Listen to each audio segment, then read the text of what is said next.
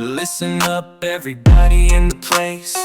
We're talking about the podcast with the human race. It's the human meme, where comedy's embraced with jokes and memes that'll make you laugh and gasp for air. They talk about the trends, the news, and all the crazes with wit and humor that will light up all your faces.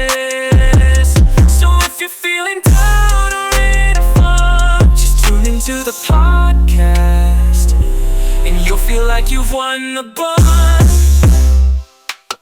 Human Meme, it's the podcast to hear the laughs and jokes that'll make your day, my dear. It's the perfect remedy for all your fears. So come and listen and give it a cheer. The hosts are funny and they're never afraid to tackle any topic and make it a parade. They'll roast and toast and leave you in awe with that quick wit and humor that'll leave you wanting more.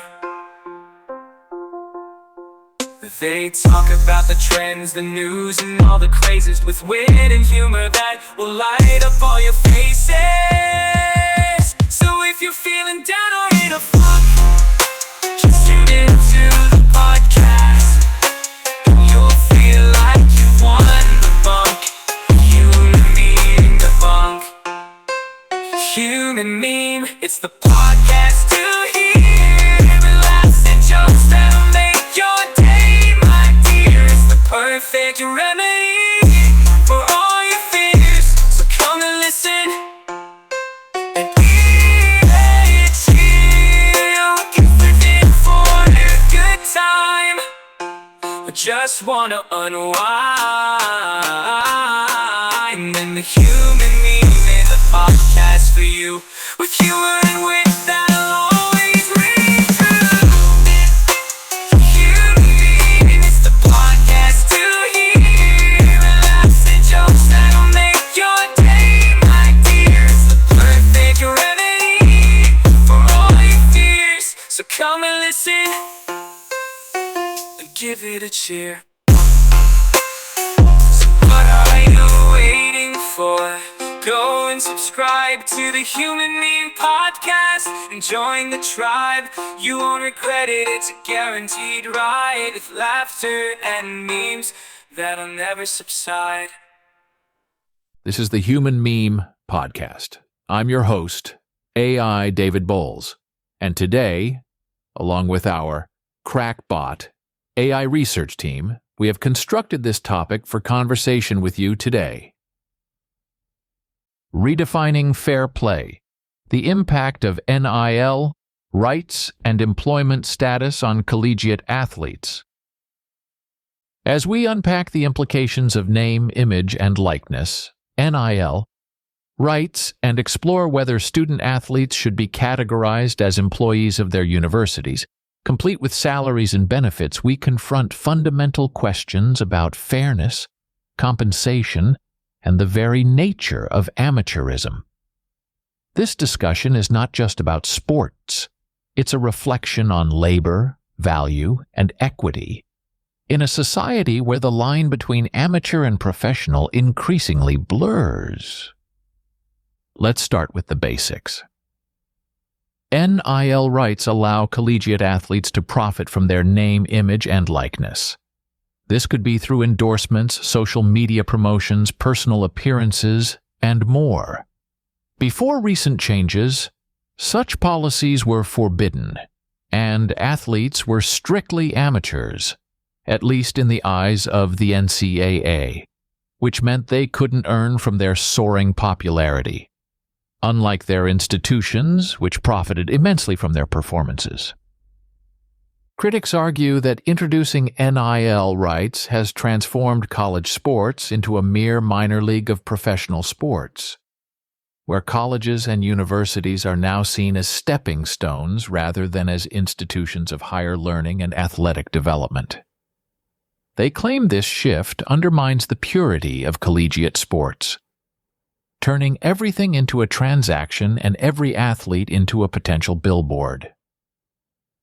However, this perspective, in my view, glosses over a critical issue: the exploitation of student athletes, For decades, universities, broadcasters, and numerous other stakeholders have made millions, even billions, from college sports. Ticket sales, television rights, merchandise. Student athletes have been the backbone of this lucrative ecosystem, yet they saw none of the financial gains. Their efforts and talents paid for new facilities, coach salaries, and filled the coffers of their institutions, all while many of them struggled to pay for basic living expenses or their next meal. Take, for instance, the case of Shabazz Napier, former University of Connecticut basketball star, who in 2014 publicly admitted he sometimes went to bed starving while leading his team to a national championship. It was a powerful indictment of the NCAA's model of amateurism, highlighting how players could be heroes on the court and yet struggle to make ends meet. How does one reconcile this glaring disparity? The introduction of NIL rights is a step toward addressing these injustices, ensuring athletes are compensated for their contributions to their sport and their school's branding. NIL deals can help prepare student athletes for life beyond college sports. Not all will turn professional, but through NIL, they can learn about personal branding, finance, contract negotiation, and entrepreneurship, equipping them with skills valuable in any career.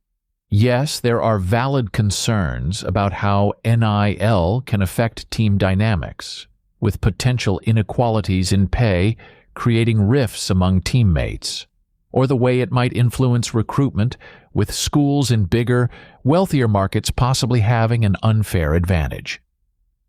These are challenges that need careful regulation and thoughtful solutions. The answer isn't to scrap NIL, but to improve its integration into college sports. To those who mourn the loss of so-called amateurism, it's crucial to remember that the concept has always been a bit of a facade, used to justify not paying hard-working athletes while profiting from their labor. The romantic notion of the student-athlete playing purely for the love of the game is indeed captivating, but it shouldn't blind us to the economic realities these young individuals face. Now let's pivot our analysis to a wider lens and examine the cultural impact of NIL. This policy doesn't merely adjust the balance sheets for student athletes. It fundamentally alters the narrative around labor, worth, and compensation in American society. Historically, the labor of young athletes, often from less privileged backgrounds, has subsidized the luxurious facilities and hefty salaries in colleges. NIL rights challenge this status quo, promoting a more equitable distribution of wealth and questioning deeper issues of labor rights across various sectors.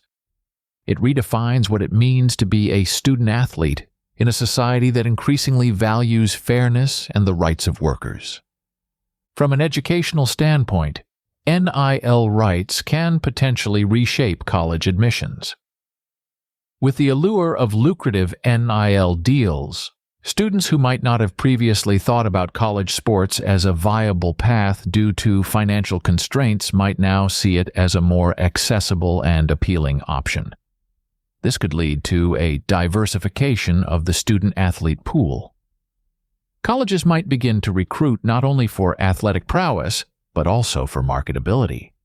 How well a student-athlete might appeal to local and national sponsors could become as crucial as their skills on the field or court. Further, NIL has the potential to significantly affect small colleges and sports that don't receive much television airtime.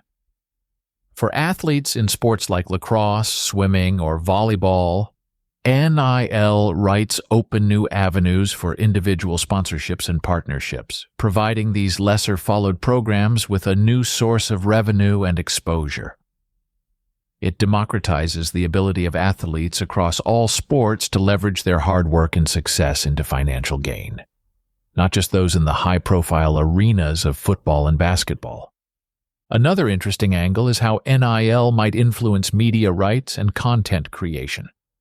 Student athletes, now brand ambassadors, can create their own content, control their narrative, and directly engage with their audience through platforms like YouTube, Instagram, and TikTok. This could lead to a shift in how sports are consumed and marketed, with a move away from traditional broadcast deals to more personalized, athlete-driven content.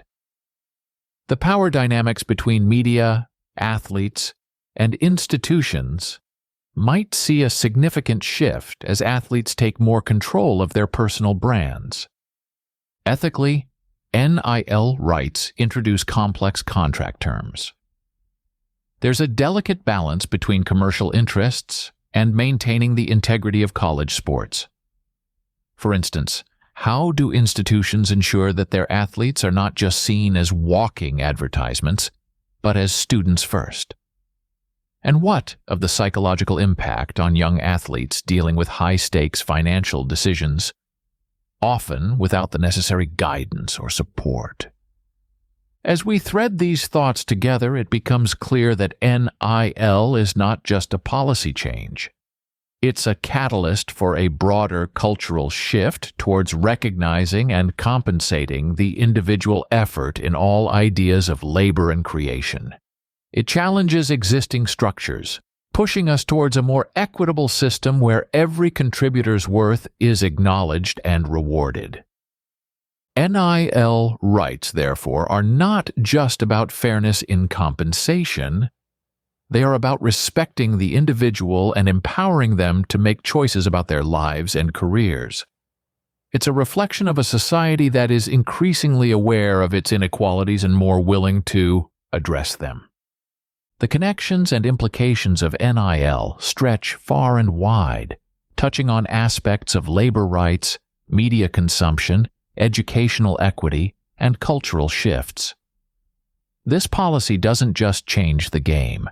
It challenges us to rethink our values around work, compensation, and fairness in every field, not just sports. The notion of student athletes as employees fundamentally shifts the narrative from them being mere participants in their sports to being integral contributors to a highly profitable enterprise.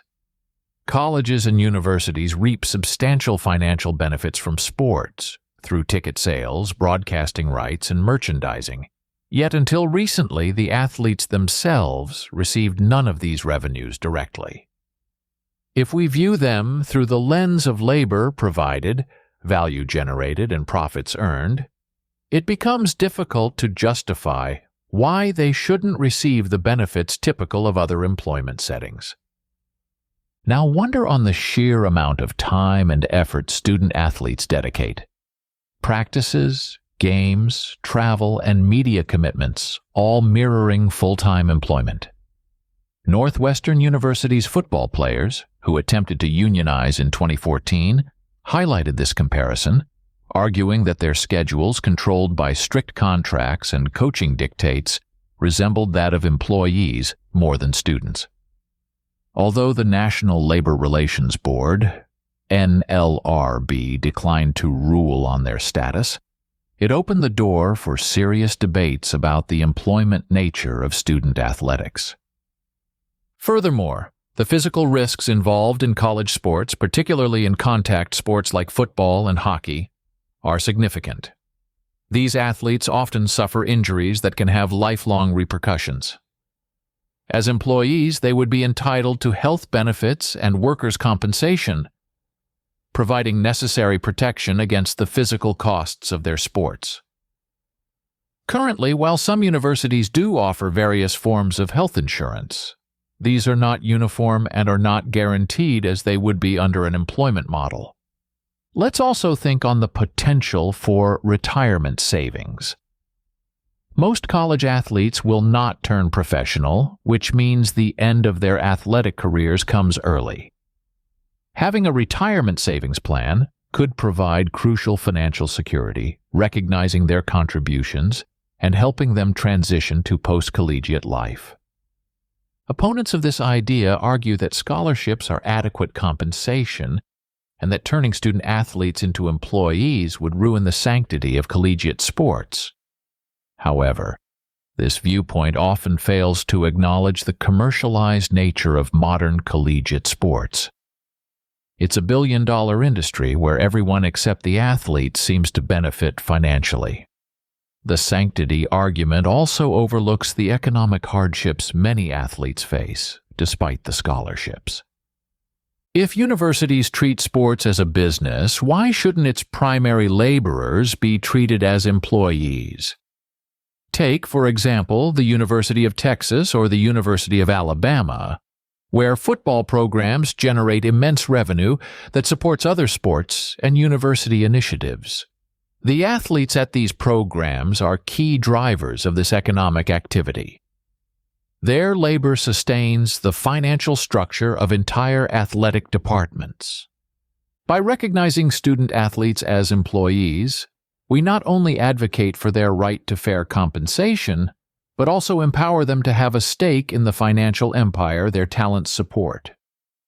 This shift could lead to more balanced and ethical practices within collegiate sports, aligning the industry more closely with contemporary labor standards and ethical business practices. As we contemplate the future of collegiate sports, it's crucial to align our practices with our principles. If we value equity, fairness, and the well-being of student athletes, the conversation about them being thought of as employees isn't just necessary, it's overdue. Thank you for tuning in to today's episode of the Human Meme Podcast. As we conclude our exploration of the evolving landscape of collegiate sports, specifically the debates surrounding NIL rights and the potential recognition of student athletes as university employees, we are reminded of the broader implications of these issues. They touch not just on sports, but on the ethics of labor in our society. By reevaluating how we compensate and protect those who entertain and inspire us on fields and courts, we challenge existing paradigms and push towards a more equitable future. As the discussion continues to unfold, let us keep in mind the core values of fairness and dignity in all forms of work. For the Human Meme Podcast, I'm AI David Bowles, wishing you a rich evening and a prosperous tomorrow. Be a human meme. Listen up, everybody in the place. We're talking about the podcast with the human race. It's the human meme, where comedy's embraced with jokes and memes that'll make you laugh and gasp for air. They talk about the trends, the news, and all the crazes, with wit and humor that will light up all your faces. So if you're feeling down or in a funk, just tune into the podcast, and you'll feel like you've won the buzz. Human Meme, it's the podcast to hear the laughs and jokes that'll make your day, my dear. It's the perfect remedy for all your fears. So come and listen and give it a cheer. The hosts are funny and they're never afraid to tackle any topic and make it a parade. They'll roast and toast and leave you in awe with that quick wit and humor that'll leave you wanting more. They talk about the trends, the news, and all the crazes, with wit and humor that will light up all your faces. So if you're feeling down or in a funk, just tune into the podcast, and you'll feel like you've won the bunk. Human Meme, the bunk. Human Meme, it's the podcast to hear the laughs and jokes that'll make your day, my dear. It's the perfect remedy for all your fears. So come and listen and chill, get within for a good time. I just wanna unwind, and the Human Meme is a podcast for you, with humor and wit that'll always ring true. Human Meme.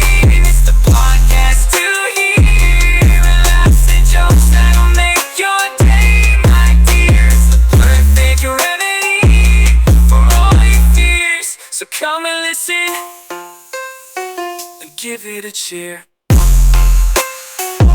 what are you waiting for? Go and subscribe to the Human Meme Podcast and join the tribe. You won't regret it, it's a guaranteed ride with laughter and memes that'll never subside.